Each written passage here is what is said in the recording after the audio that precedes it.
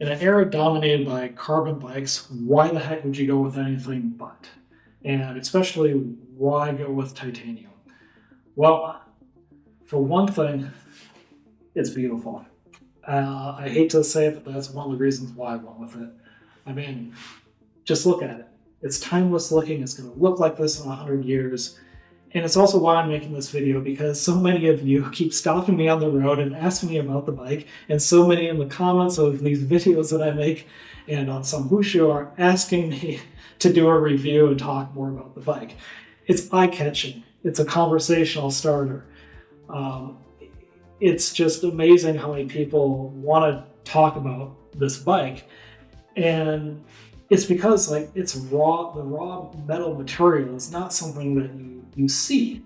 Most people are riding carbon lightweight bikes that are being sprayed with paint and covering up the carbon weave, and most people are not riding titanium bikes. They're a little bit heavier and they're more expensive, but it's just beautiful. So that was one reason why I went with it. And the second is, if you want a good all-rounder bike, this is definitely the way to go, because it can do absolutely everything. You can't do everything as well as a specialty carbon bike for a particular thing, but it can do everything all around. It can climb up mountains. I have taken this up 20% grades, and I get up there despite the fact that titanium weighs more than carbon. I can descend mountains super fast and quick. I can go for really, really long distance if I wanted to and be comfortable, because the frame geometry is set up for comfort. I can do fast group rides and get aerodynamic and still hang with the group just fine. It literally can do everything. At the time, I thought I might get into some gravel, so I had this spec to be able to take a 37 mil tire. These are 32s for reference. I had it spec'd with 3 bottle cage holders so I could carry a lot of water with me. If I want a bike pack, I can strap on some bike packing gear on here and I don't have to worry about damaging a carbon frame. If I want to put this on a plane, I don't have to worry about it arriving and the frame being broken. The titanium is so durable. If I scratch it, if I get into an accident and scrape up all the way along the side, it buffs out. It is just such an amazing material to be able to touch and to own, and that's also one of the things when it comes to what bike you decide to go with, the material of the bike, the look of the bike, it has to do something for you. You have to want to ride when you go out. And this does it for me. In older English would say it gives me the fizz. It really, when you're riding it, you just kind of have this sense of happiness and enjoyment that it gives you all around. Not just the visuals, but the feel of the bike on the road. And that's another reason why I love this bike, and I didn't know it at the time when buying it, but it handles so nicely. When descending mountains, it is so smooth. I don't even know how to describe it. It's not jittery. It takes whatever line you tell it to take, and it just holds that line. You go through the corners really fast and quick because of it. I get a lot of compliments on my descending skills, and it's not my descending skills. I swear I'm not that good of a descender. It's because I'm confident descending on this bike.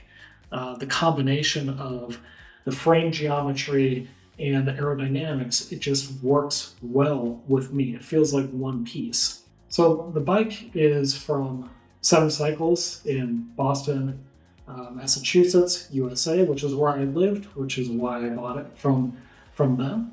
And I had it spec'd as a gravel frame with road handling, or more to say, a road bike with gravel ambition.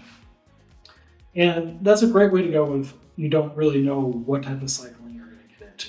One of the nice things when you go custom is you get to choose every component within the bike. I chose to go with a SRAM Force 12-speed E-tap group set, and zip wheels. So I'm running a 4633 chainring and a 1033 in the rear. And it's E-tap, so I only have 2 cables on the front for the hydraulic disc brakes. And I chose not to go internal routing. One, for price. They wanted like an extra $1,000, and I wasn't willing to pay that. And 2, just for practicality. When you travel with this, the handlebars come off, they go right next to the side of the frame, and you're done. You don't have to worry about a thing. It's excellent. Also, the zip wheels are, I think, about 45 mil deep. With the zip hubs, there's some special magic going on with the zip hubs. They are so quick. I also really like the hub sound. It's very muted. I do not like loud hubs. Give it a listen here.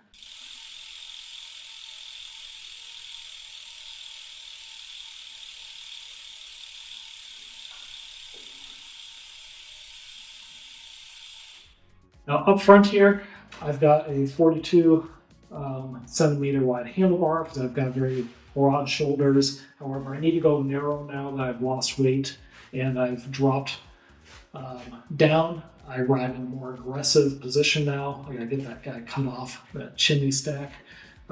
So I roll my shoulders in. And then we've got a really weird looking bike computer mount up front here, but that's how I'm able to bring you guys along with the Insta360 X5 that just mounts right there. Gets a very hands-off view, so it's a little bit heavy, a little bit weird looking, but it's worth it for being able to capture the content on the bike for me. Now, what are some of the downsides of titanium over carbon? Because let's be honest, there's a reason why carbon is dominating the bike industry and has been for the past decade. And the first is going to be weight. This bike is heavy.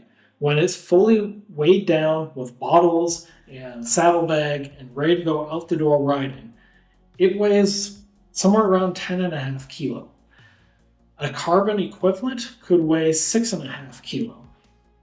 4 kilos makes a huge difference when you're riding up a mountain. There's no denying that. That said, I still ride up mountains pretty quick, but I've calculated that if I had 3 to 4 kilos less on the bike, I would actually be about 2 to 3 minutes faster on some of my PRs that I've done on mountains that take about an hour to do.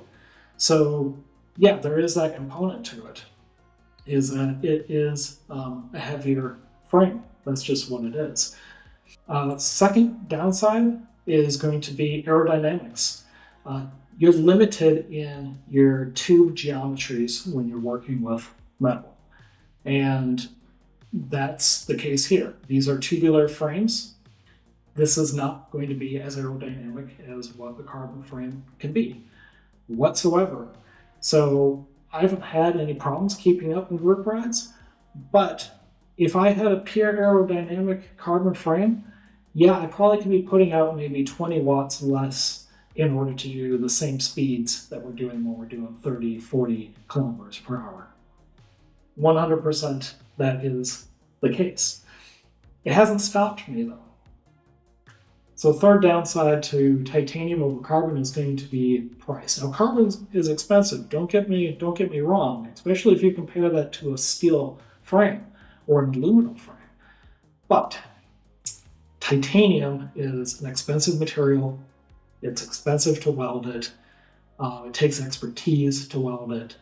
And if this is your first bike going with a custom titanium frame and you don't really know what type of rider you are, it really is not the way to go.